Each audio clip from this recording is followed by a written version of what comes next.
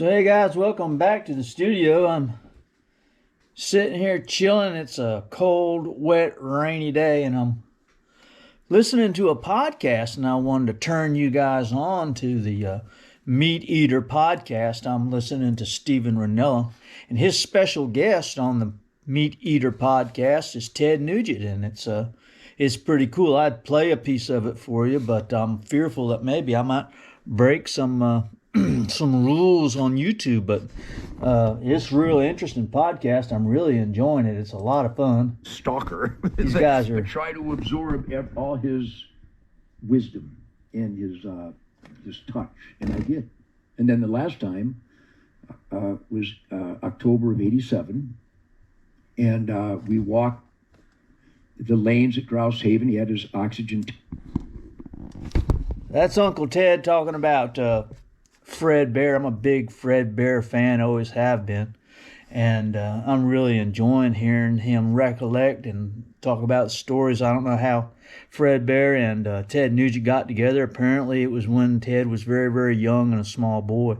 It's pretty exciting to hear the bow hunting history stories coming through the podcast. So again, you're going to want to tune into that. I'm really motivated. I promised that I would show you a picture of my let's see, what are we going to call it? We're going to call it the experience over harvest. Maybe that's what we should call it, experience over harvest video.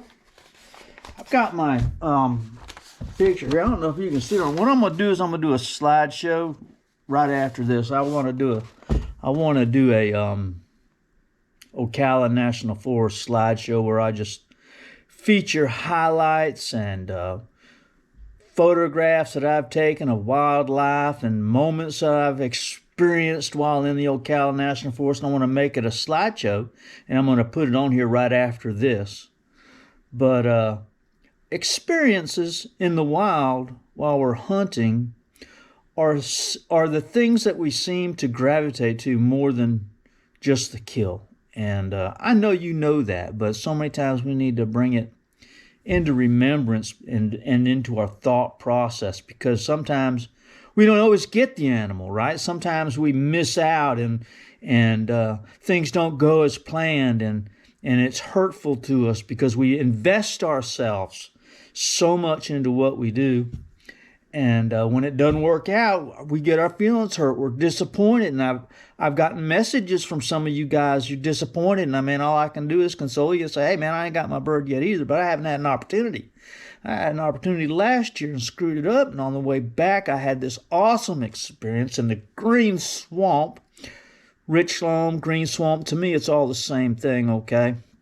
I consider that whole area green swamp. So if on the video I say rich loam, I also mean green swamp. If I say green swamp, I also mean rich loam. I'll never reveal where I hunt all the time, but I'm just giving you a heads up. Okay, this is what happened. I was on my way back to the truck, and I had an encounter with an alligator that set me on my nerves. Right, and I promised I would draw a picture of that experience. So I'm gonna put it in the first part of the slideshow, but I'm going to show it to you right now because I don't know how well this is going to turn out.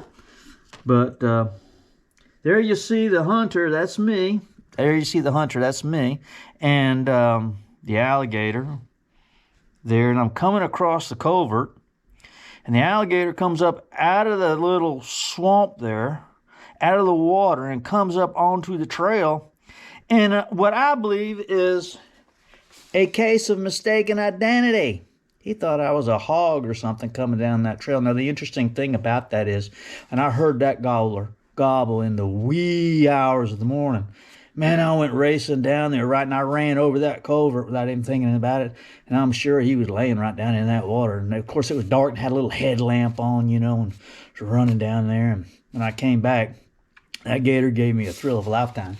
Again, here's the picture, if you can see it or not. But I fancy myself kind of to be we'll call it abstract wildlife hunting artist, okay?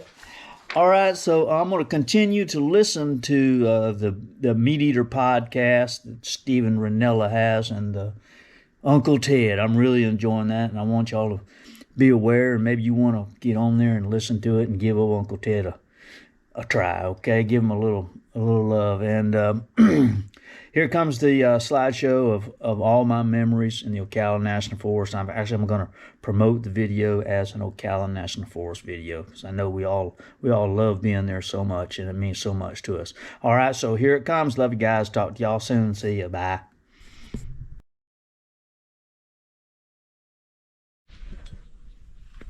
This is always such a great place to come. Ocala National Forest.